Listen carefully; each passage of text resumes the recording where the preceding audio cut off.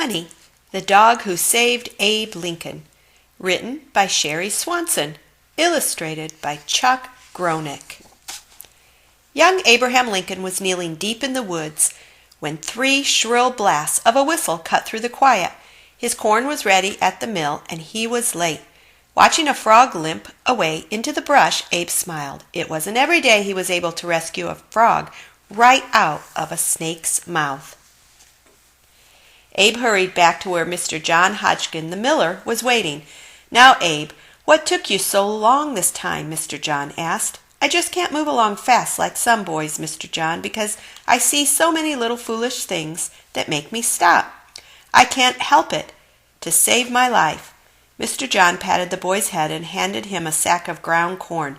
"Now get on your way, Abe. You'd best be home before dark." Abe heaved the bag onto his shoulder and set off on the long path that wound its way like a rusty snake through the Knob Creek hills to the Lincolns' log cabin. Abe had only a mile or so left to go when something caught his attention. He froze. What was rustling in the bushes? Beneath some brambles at the base of a cliff, Abe found a dog whimpering softly. The dog's front leg was broken. "Did you fall, boy?" Abe asked. The dog looked up into Abe's eyes, wagging his tail. Abe patted the gentle dog's head and looked around for something to use to set the leg. He was only 7 years old, but Abe had spent his whole life on a Kentucky farm and knew how to tend to animals. He pared 2 sticks smooth with his pocket knife to make a splint. Then he peeled the soft bark off a pawpaw bush to wrap around the sticks. Finally, he tied it all around the dog's leg with some rawhide from his belt. By the time Abe was through, the sun was slanting low through the trees. Abe hefted the bag of ground corn back onto his shoulder and called to the dog. The dog struggled up and limped along after Abe on his 3 good legs. Abe was going to be late. That wasn't unusual, but this time he would have a dog to explain. Abe's father was asleep by the fire when Abe got home, but his mother was waiting up. "Oh, Abraham, where have you been off to this time? Didn't you know I would be worried?" "I found a real honey of a dog. His leg is broken," Abe whispered. "Please let me keep him." Abe looked up at his mother. "He'll do lots of good things for me," he told her. "You just watch and see." Nancy could never say no to her beloved boy, so the dog stayed. Abe snuck Honey scraps of food, and soon the dog was able to walk. Honey's leg looked like a curve in the road, but that didn't stop him from trotting along after Abe on their adventures. Everywhere Abraham went, Honey went. One day, Abe showed up late to drop off his grain at the mill. Mr. John shook his head. "Why do you fool your time away?" he asked Abe.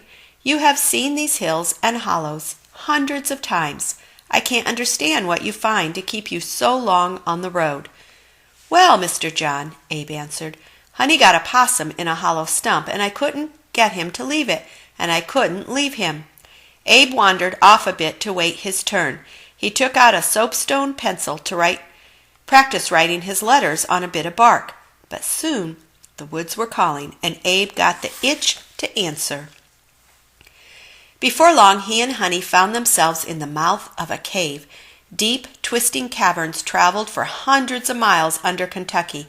A boy and his dog could get lost in caverns like these, and sure enough, disaster struck. Abe got jammed between 2 boulders and couldn't move. Try as he might, pulling himself this way and that way and back again, he was hopelessly stuck, and night was beginning to fall. Honey whimpered and pawed at the ground. Abe couldn't move. Honey normally never left Abe, but this time he headed alone back into the darkening woods. Honey would need to get help. Back at the mill, the entire town had gathered in the night to search for Abe. Mr. John had been blowing and blowing on his whistle, but Abe hadn't come. Nancy Lincoln asked Mr. John, "Have you seen the dog, Mr. Hodgkin? Was Honey with Abraham when he came to the mill?" "Yes, the dog was with him," answered Mr. John. Abe's mother was grateful for Honey. It comforted her to know Abe had him for protection. She waited anxiously at the edge of the forest, hoping her boy would come home. Then she heard something rustling in the bushes. Here's Honey, she called. Suddenly, Honey emerged from the bushes, barking and whining at Nancy's feet. The dog looked up into the faces of one another until he got to Mr. John. Then Honey jumped up on Mr. John and barked in his face. "Grab your torches," called Mr. John. "We'll follow where the dog leads." Yelping and panting, Honey headed back through the woods. The townsfolk followed behind him, their torches parting the night.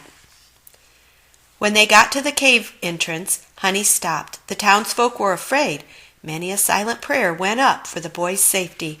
Mr. John blew 3 times on his cane pole whistle. "Here I am," called Abe, his voice echoing from deep within the cavern, "but I'm fastened." Mr. John carefully made his way into the damp, narrow tunnel.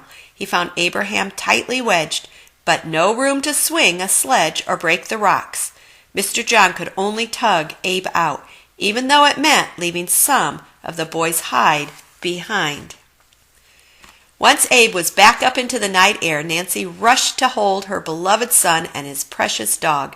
Abraham was surprised at the crowd. He smiled at his mother. "He knew Honey would do great things for me," he said.